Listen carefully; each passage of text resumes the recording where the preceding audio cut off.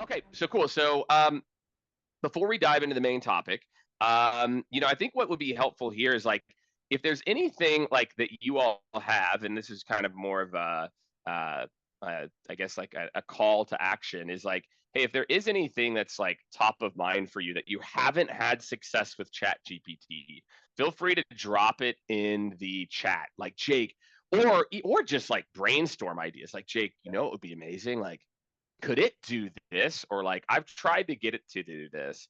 Mhm. And who knows? Maybe we'll build something for you. I actually do Maybe this we'll put exercise something with together. my team often. Is like, what's the I wish it coulds, right? I love Yeah. if I just could or I wish it could is where a lot of great ideas come from. So I would be curious from people on here. It's like, what do you wish it could do? Or what do you find yourself Yeah. going like, oh, if it could just drop those in the chat for us here. We'd be very curious, right? On like, what are the things you Love that. wish it could do? Or what are some of the like, if it could just things like that. That's the key. Oh, there we go. Ben's asking about the sales leadership custom GPTs. Yeah, we've got those. I think I'll get with Brian, but I think we'll have version one of that probably maybe even next week. We already have some of the bots built. Mhm. For those of you who don't know what I'm talking about, what's going on in Las Vegas, Eric? So there's a good one Um, from Katie. Okay. Surface blind spots. Okay. I like it. oh, Oh yeah, Katie, yeah, Katie's use case is a good one. We can that's do a good that. one. Good. Eric, go deeper on prospecting help. What do you Oh, mean by Leah's in the prospecting? house. Leah wants to automate her forecasting process. Leah's my favorite operating PE partner at Let's PSG. go. Uh, Let's go. yes, Leah, those things are going to be very possible. So it's a really good call out as a part of that in particular. I also just dropped the link in there. If you did not see, Katie posted on this as well. We just dropped. It's what Katie and I found. We've had, Katie and I have been fighting the Chat GPT and revolution with sales leadership for a long time, and we kind of had the epiphany. Him and I were, as we usually do, sitting down, eating, and having a drink together. Um, we're like, man, we just need to like release something that reps can use that's like affordable, that is easy. And so we released on Thursday last week, first kind of first announced, really a series of custom GPTs for revenue, anybody in revenue, whether you're a leader, whether you're SDR, account executive, etc. And so please like go check that out. And then we also have an option too, if you have a team of people that want to get on it. If you've got like, hey Jake, I actually have like 5 people on my team or 10 people, I want them all to have it. We can actually set up a team account for you, which actually will, uh, well, we'll get into like cost of that. But there's ways that we can do a team account to where you will actually have like some additional like security, etc., for your own like particular data if you want to customize it. So everyone, go check it out. It's like 50 to 75 bucks a month. There's a lot of like really awesome value in there. And then two, if you're like, hey, I'm just tuning in, most of you, hopefully most of you, um, have already done one of our workshops or signed up for Prompt Pro as well. I'm going to drop this link in here. We've combined it now. What we've realized is like prompts are great. And by the way, some of you DM me, and I know we've hooked a bunch of you up too. If you're like Jake, I've already bought the prompt, but I want to do the workshop, you can just DM me and we'll hook you up on like discount on the back end. But sign up for one of our workshops coming up. I think we have one on Tuesday. If you're like, Jake, I love these sessions, Katie, I love these sessions, but I want to get more hands-on. Like we are like in the weeds doing custom GPTs with you. Like it's super hands-on. This isn't just like a recorded thing. So these are all really good use case. Chad, single GPT, deep company. I mean, Chad, you should check out our discovery call prep bot. That's one of the custom GPTs we built. Um, oh, the RevOps use cases are I was very like just good. trying to Seriously. copy all these because Oh, is they that Jay? this Yeah, this is there we go. Yeah, there we go. JM in the house. Let's go. Yeah, there we go. Everyone's favorite RevOps leader here in True Austin, story. or True just story. in general, not necessarily just in Austin. So all right, y'all. So let's get into it. As a part of this, couple kind of like new to you stuff here. Katie, what about you, man? Anything new for you in terms of like what's new in terms of, I don't know, new things you've been testing out using, in terms of ChatGPT or other things?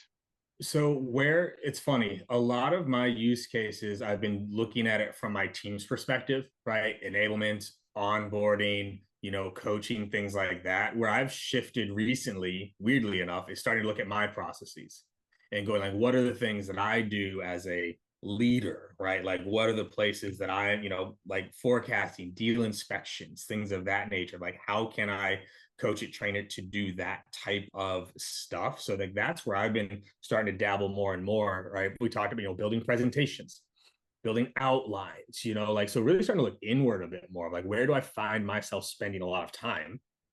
What else can I do there to speed it up? And like pausing, right? Like when I'm about to do something, pausing and going, Yes.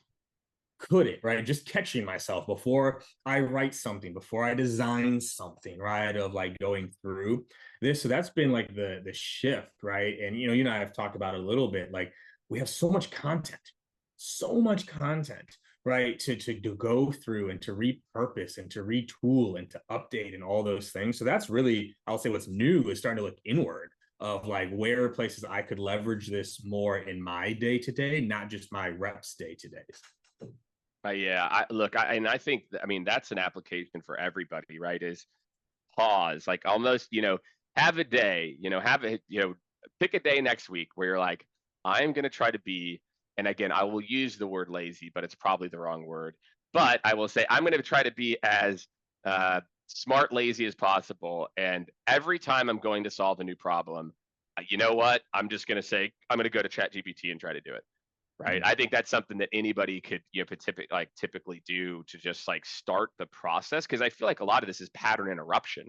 It's pattern interruption of how we're used to solving problems, right? I'm used to going and solving the problem this way. And my brain has been hardwired with super, highways to solve problems that way. Yeah. So another cool thing, I'll tell you the new to me. I don't know if you all have seen Sora. Let me copy and paste this link in Oh, here. This dude. is, I am like, okay. So funny enough, this is not to scare people, but Jess and I, my wife's name is Jess. We were walking to get coffee the other day, and I don't even know why. Somehow we're talking about AI. Have no idea, but this is what happens in my world. Jess and I are going to get yeah, coffee. I'm sure Jess is really pumped about that, by the way. She's super fired up about AI right now, all in on AI. But we're talking about this. I was like, this scares the absolute shit out of me. I'm sorry for cussing on this, but like, you look at that and you go, what? Like, and that is now. That's what Now. gives me anxiety, is that's what it's capable of doing now. Right. I don't know if everyone saw it. Tyler Perry, right? The director, Yeah, yeah, yeah. shutting down, like building this $800 million studio because he's like, I may never have to use a green screen again. Like, and he's like, if we don't button this up in some way, like you could make a movie. Like that stuff to me is amazing and frightening at the same time because that's what it is now. That's what it is. Do y'all remember what iPhone was 10 years ago? It was the iPhone 6, in case you were wondering. I looked this up. It was the iPhone 6. The max amount of gigs on that iPhone 6 was 64. 10 years ago, it was 64. Now it's up to like a terabyte in the iPhone Max. The camera has 10 times as many megapixels. The RAM, it's like 10 years ago. So if this is what it does now, it scared me. It did. This one gave me anxiety. I was Yeah. like, whoa. It's just gonna be, I mean, like again, I think about another application, like the the cool part about this, it's like, how a movie ends? Like, I could just make a sequel. I could just like, let's say your favorite book ends after 8 books in the series, like it'll just write a ninth book for you. Like the book series, the movie series can like Well, so never imagine end. imagine having customized movies, meaning based off the viewer and their world and their search history and their preferences. The antagonist, protagonist are slightly different. The ending could be slightly Oh, different. totally. Like it just, this blows my mind. Oh man. Blows my. Yeah, look, I'm trying to think. It's interesting, man. There's going to be it's just like, if you can dream it, it can happen. And I think what I continue to try to remind people is the amazing part about what all of this promises and can deliver on to extent is if the more creative you can be, the more you can, again, Katie and I are talking about this, like the if, like what if, like, okay, well, is this, would this, like, I think those are the things that, humans are, is coming up with and being curious. So I think for a lot of people, hopefully it's going to allow us to do even more of this. Okay, cool. Lisa dropped a link. I will check that out. Ben wants it to rewrite the Game of Thrones ending, which is possible as well, probably. But you all didn't come here to just learn about the latest. You wanted to talk about competitive positioning. So we're going to talk about competitive positioning, GPT. I'm going to share my screen here in a second, and I'll kind of show you what we've built. This is included in the Prompt Pro as well. But if you're somebody who's like, I just like to dabble in Chat GPT, you can kind of see what we've done and see what you can do as a part of that. For me, KD, I think of competitive positioning, I feel like, is one of those things that, look, we all know you don't talk bad about the competition or you don't do that, right? Like those are kind of sales 101. But I'm actually pretty shocked at how poor sales teams know what the competition does. Yep. Because most reps, when they go into competition, they say the same things that their competition does. Right? If you're in a competitive and it's like, oh, like what's the difference between you and SuperBiz? Almost always, too. It's hilarious. The default answer is almost always the same, Jake. What do they almost always say? It's like, oh, what's the difference between you and SuperBiz? The default service. Every time. Every time. Service. Our people. Our people. Oh, our support is world class. And then the customer buys it and is like, this is garbage. Right. And it's like, but you can't, it is not competitive differentiation if your competitor can say it too. Because do you think your competitor is like, all right, so to be honest, Jake's service is way better than ours, but we make up for it in, features. Like, no, you can't say the same. And so it is crazy to me, man, like how often companies don't do this. And I will say this, from a lot of companies, they don't leverage switchers.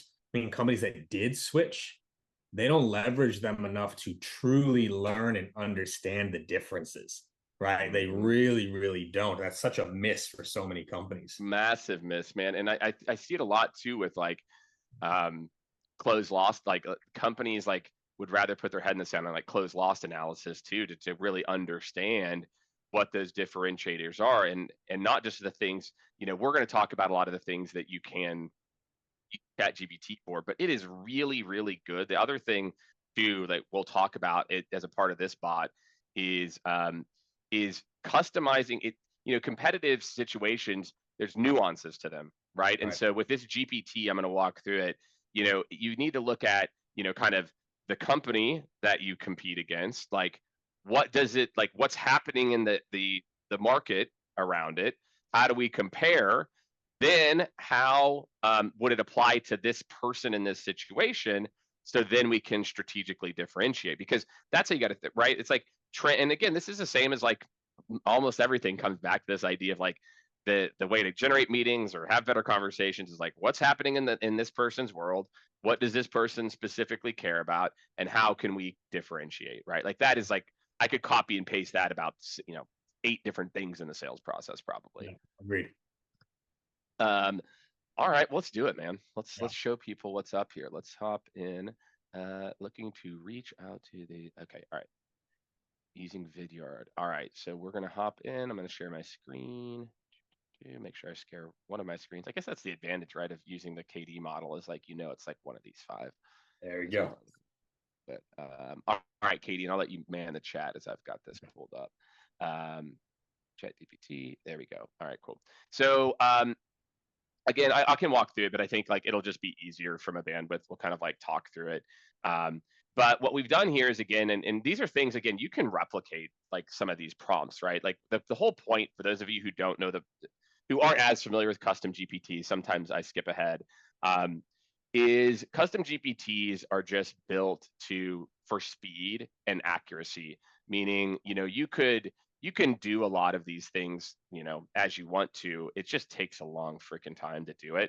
And imagine with custom GPTs, you can just either now you can at mention or just click a button, and it's like, great, hey, I'm in a deal, I'm in a competitive deal, and want to try to win.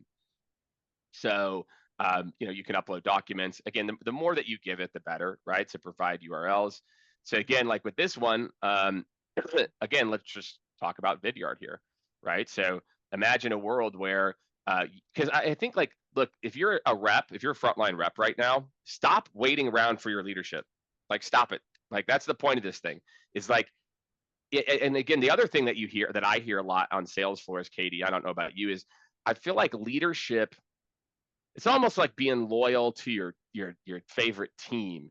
It's like, if you can't acknowledge anything good of any other team, because then that would be actually kind of trying to take away from your team. And like, there's almost this, like, I remember this in the early days between two companies in the sales engagement space that I don't need to tell you which two I'm probably talking about, that I would talk to one of them, and I won't talk about which one was which one, and they're like, oh, we're better than them, our product's better. And I'm like, why?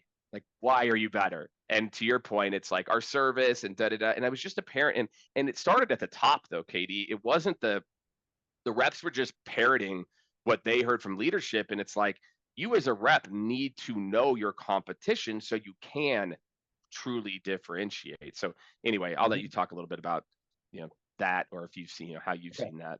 Well, the word that I want everyone to keep hearing as we say this is differentiate. That is the key on all this, is, can you learn how to differentiate from your competition? It's not to bash them. Like, truthfully, most products in categories are 80-90% the same. They are. There's nothing wrong with that, right? You can look at a football team, a basketball team. They're made up of the same types of guys, same types of players, they have a lot. It's the 20% that is the make or break. And you need to be able to lean into that versus say all the same things. And people just miss it. But I will say this as a call out, is to expect our reps to remember all of this is unfair. Correct. Yep, that's it. To expect reps to remember, because some of y'all might be sitting there like, well, we have our competitive battle cards in our playbook. Okay. And when's the last time you drilled your team on that playbook?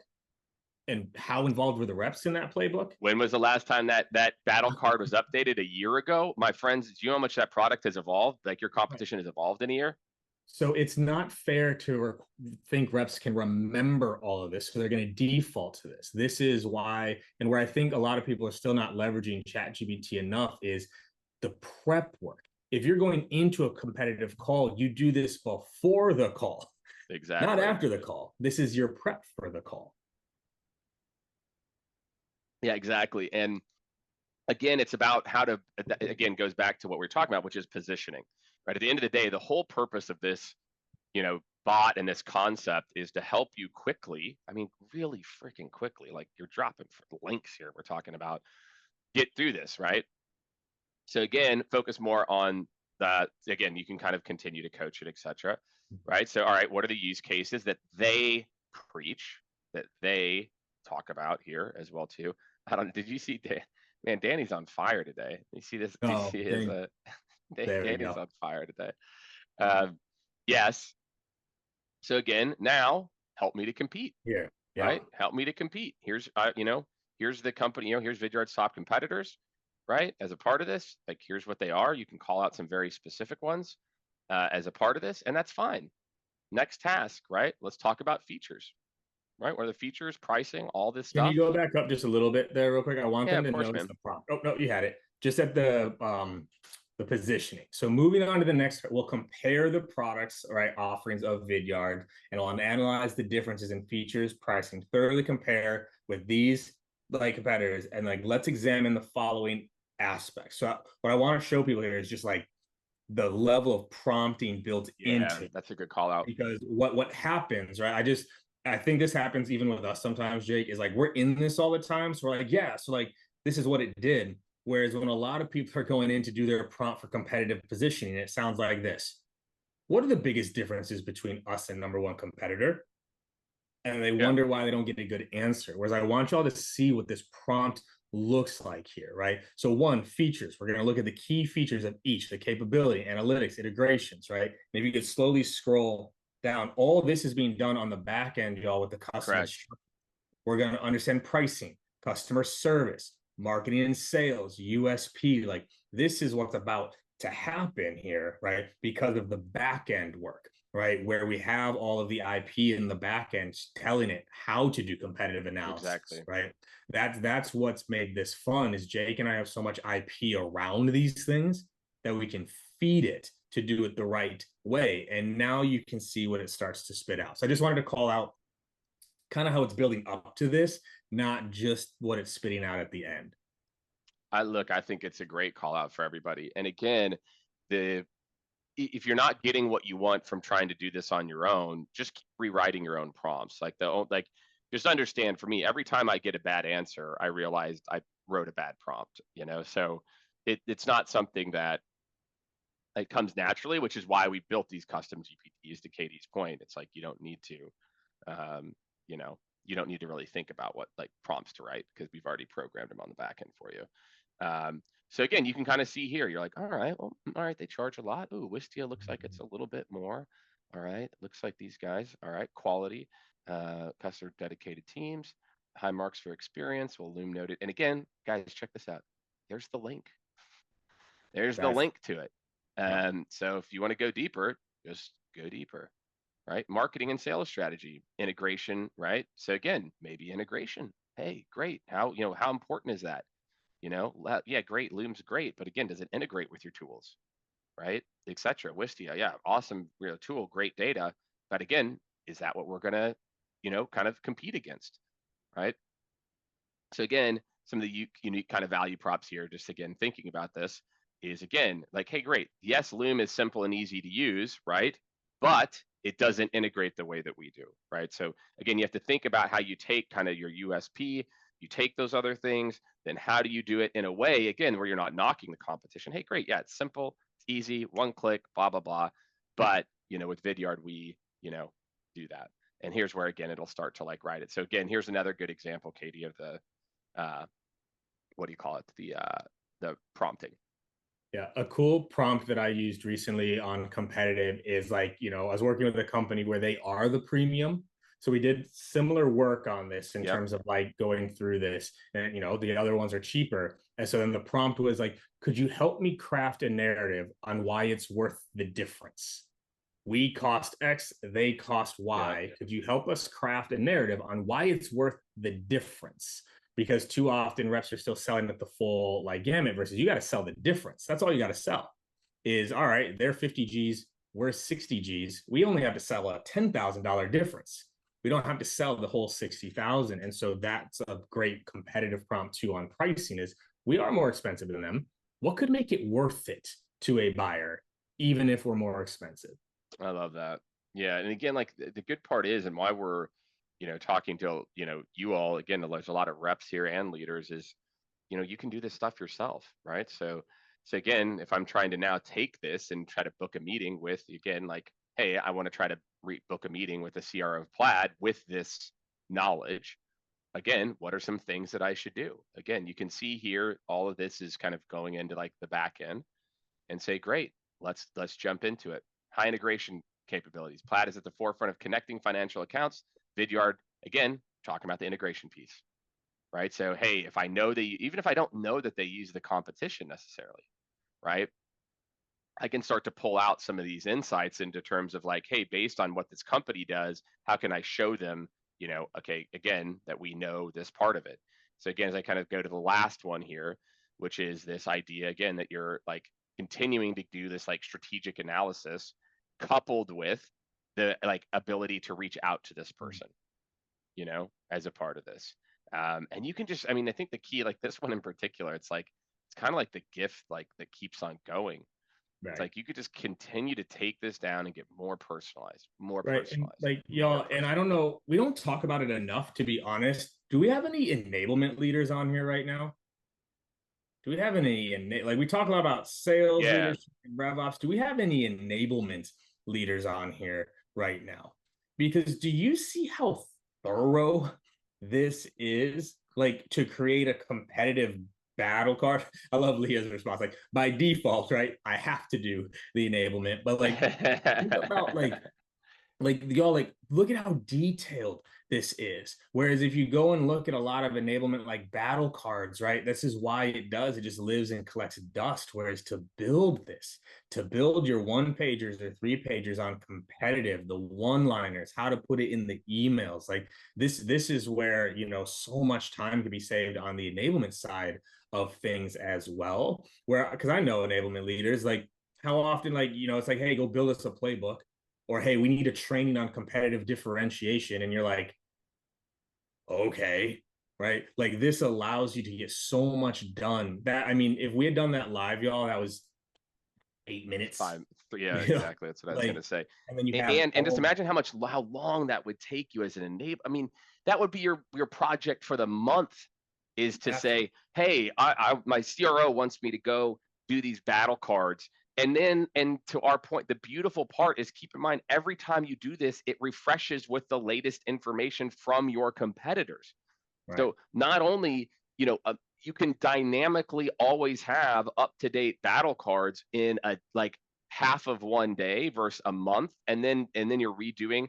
And the competitive one to me is an important one, as you really try to find out your differentiators in the market. And how that evolves over time. Like look at the sales tech landscape. It's like probably kind of a perfect example. It's like all of these tools did completely different things 4 years ago, and now 3 years ago, and 2 years ago, and 6 months ago. And how you competed as a rep against your competitors 6 months ago could be completely different in a year or whatever. And so a lot of this for the enablement folks, like, it is going to be, I mean, like, look, I think it's very obvious, hopefully for every enablement folks, like, ChatGPT is pretty good at enablement. And so your ability to harness this stuff and be at the forefront for the next few years, you're going to make a ton of money because nobody else, because they're not figuring this out. I mean, we can get in obviously to the playbook analyzer and some other things Katie and I've been working on, but if I'm enablement, I'm like, I can be superhuman now. Right. Around my Really do content. it. So the one thing I do want to call out on this, because I had someone ask me this a week or so ago as we were going through it, is like, well, what if, Jake, it doesn't look that different? Or we did the competitive analysis and it's not finding too much. Okay. Y'all, I need you to hear me. And that means that's exactly what your prospects see when they go online as well, is they can't tell the difference. So if ChatGPT is going out and putting this together and it doesn't sound that different, you actually need to think about that's exactly what your prospects see when they're out researching. They can't tell the difference between y'all. That should be a red flag to your marketing team. That should be a red flag to your brand team, is that we do show up like everybody else. And so if that is the case and you're doing this differentiation and it doesn't sound great, that's actually your signal. Don't blame ChatGPT for that. That's your signal that your messaging that's available online does not differentiate you well. Yep. And you need to make sure that you do. Yep. I think, again, a lot of this, again, will help so many different roles, right? I mean, there's some, even just right in there, right? It's like the marketing impact that just this the competitive one can help with, the enablement impact, the rep impact, the leader impact, that with just kind of looking at this competitive differentiator, again, and you can say, hey, again, like, imagine if you're in marketing, right? And you want to use a version of this, and you're like, how many marketers don't, or struggle to stay up to speed with the competition, or struggle with this stuff. So you can just say, hey, what are, here's a link to my competitor's blog. Here's a link to their press release page. There's a bunch of different ways that you could kind of, augment this and say, and that's, if you saw the very first prompt, it kind of asked for some of that, but we just did kind of an easy one. What are the top 3 things that they tout all the time? And why would someone, and then here, let's take it a step further. And why would someone not want to buy because of those 3 things? Yes. Like there's just so many, again, like KD talked about, kind of his new to you was around the way that he works. Whatever role you're in, the way that you work has changed. And, you know, I remind myself, I just had someone's like, hey, can you write a letter of recommendation? I'm like, I absolutely can. And I wrote one in about 1.5 minutes, uh, you know, based on like very like key specific topics. So again, whether it's competitive positioning, etc. Um, Jeff, that's correct. Yes, I think we realize that. Katie and I realize that. I at Scaled realize all of this as well too. And I'll tell you, this is a thing, right? This is where we will be, Jeff. The problem is, sales. Most people are at step zero. That's why we're doing the work. That's why we have the workshops. I mean, not that it's $100 or $150 or whatever the combo is now. Is step one for a lot of you is to sign up for one of those, you know, workshops, because that's going to help you to get, and let me drop the link in there. And then once you kind of get up to speed on the workshops, that's when it's time to, you know, jump in to some of the other stuff that we're doing, like the custom GPTs, et cetera. A lot of you are already kind of more advanced, but that's 100% right. And really, Katie and I are kind of creating this role as we speak. All right, Katie, we're at the end of our time here. We got a tip of the week. Learning from lost deals. Talk to me about learning from lost deals, Katie. What could someone leverage ChatGPT for, you know, after a deal doesn't go through? You know, what are some examples or some things that people could utilize, you know, ChatGPT to help them with? Yeah. So one of the biggest, honestly, and this is a beautiful, actually, we should just go build this, Jake, on a deal postmortem bot, right? Because every single time, if you think about what we see, right, what happens, leaders, when a rep loses the deal, like we ask them some questions, but we don't really get the deep level on it. Whereas you could build this out and then you could have ChatGPT ask these questions, right? Of like, okay, like, did we find out like pain and ROI? No, like how multi-threaded were we? Were we in touch with? Where do you feel you lost the deal, right? So there's a place in this world where I can see, okay, close lost analysis. opportunity goes to close lost. That immediately triggers what, like a Slack message or whatever. I was going, okay, let's do our quick postmortem. And it's asking those, you know, 7 to 8 key questions, right? Saying, all right, who were we? Where did we think we lost here, right? Did we lose on pricing? So I think that's where I think this gets really interesting. And this is where the custom GPTs are so strong is leaders, you don't actually have the time to ask those questions to every single rep on every single deal.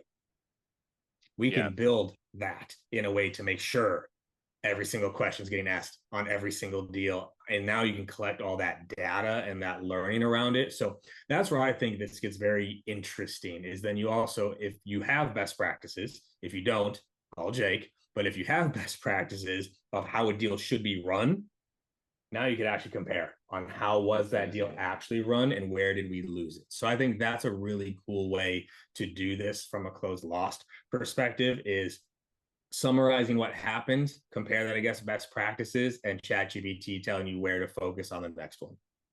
Yeah, I love that. Yeah, and I think we could actually really easily do that.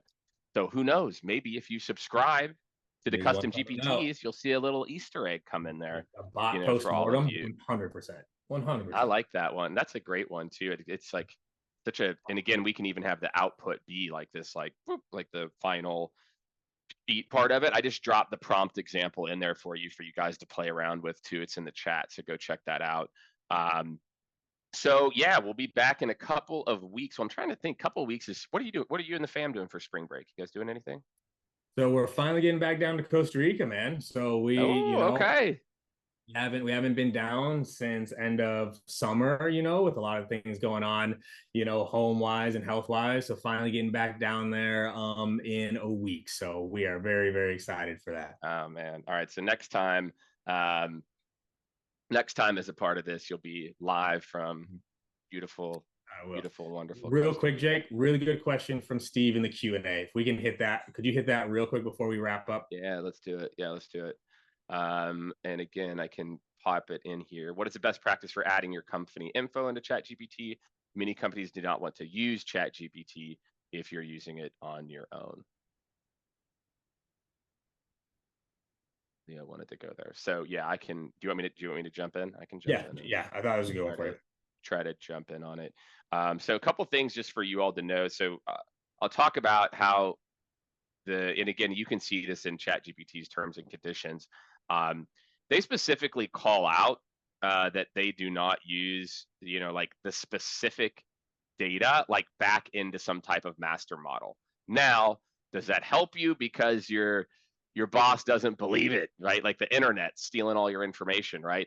The other option for you, and maybe for here's the question for everyone, just FYI. Wait, never mind. I just literally copied and pasted the same thing in, so you can ignore that. The other thing that you might want to consider, everyone, is you can sign up for an individual Teams account. So you can actually, any of you can sign up. And if you look at the T's and C's, it specifically says none of your information will be fed back to ChatGPT. And you could sign up literally for an individual Teams account. And I think it's an extra $5 a month than what the normal premium is. And it calls out very specifically, you do not, that it does not use it for training. So Steve, that's probably the safest bet is to do that, is set up a Teams if you're worried about it. But yeah, well, Mike, that's a whole other thing about using your own email versus company email. But that's probably the easiest thing you could do. You could say, look, it's not using the data there. And the interesting part is, guys, everything KD and I just did that today was all publicly available. So if your company, like most of the, like everything that we'll show you here, and I saw somebody built a custom GPT to analyze like local government, like priorities for fire spend. It's funny. I will talk to leaders, Katie, and they'll say stuff like, well, we don't want their information. I'm like, this is already on your website or in the internet. Like we're not pulling in some proprietary bullshit here. Like this is like stuff that you guys are already talking about. So a lot of that out there, Steve, honestly, a lot of that out there where people are really nervous. And I try to use the logic to say, like, there was a time in like the 90s whenever people were like, yeah, this person's computer doesn't need internet access, so we'll just give them a dummy terminal where they can just do work and not have the internet. Like that was the thing. People were scared of the internet. And, obviously now it's getting scarier faster with a lot of this stuff. But, now that we'll have a video of, as Danny described, Kevin Dorsey speaking like John Barrows, pitching me a timeshare, which is a good one. That Leo, you know what? This is interesting here. I know we got to wrap up, but hey, so Leo called out memory.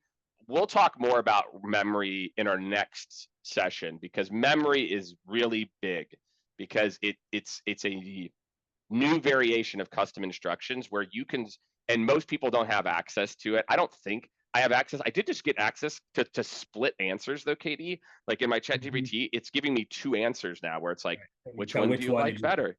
Yeah, so that was cool. But memory, just so everybody knows, to tease it, memory will now say in your chat thread, instead of having to go to custom instructions and say, hey, remember all these things all the time, in your chat thread, you can say, remember this for the future. And as opposed to each thread being individual, now in one thread, I'm like, ooh, I really like this thing. Hey, my version of ChatGPT, always remember my name's Jake Dunlap, or always remember I'm the CEO of Skaled.